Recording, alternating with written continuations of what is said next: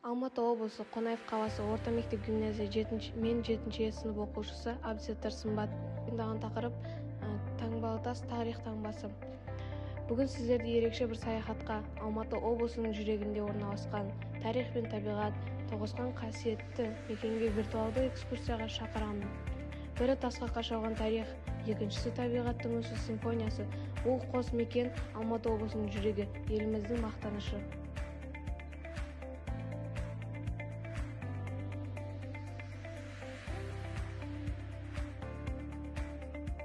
Таңбалы тас емес уақытқа бедерленген өлең, үнсіз сыр, жартастар бетіндегі мыңдаған бейне, ұрпақтар арасындағы үнсіз әңгіме.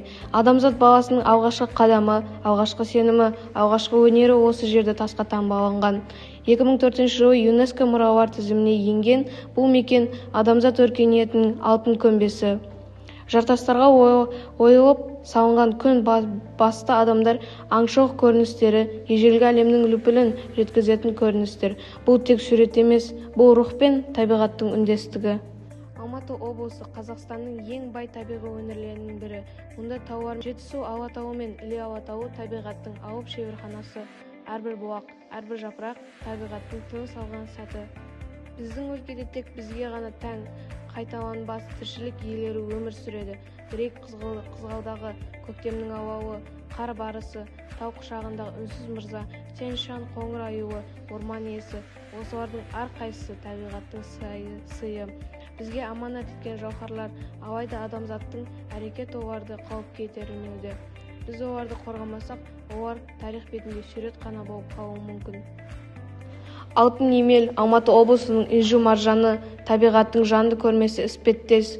Мұнда әнші құм, атты құм төбелер желмен бірге әуенеге айналады. Желмен жылаған дала үні, Көксай каньондары, Бесшатыр қорғандары мен шексіз жаусанды далалар, заманалар үндестігі. Алтын емелде тіршілік етіп жатқан жануарлар да ерекше.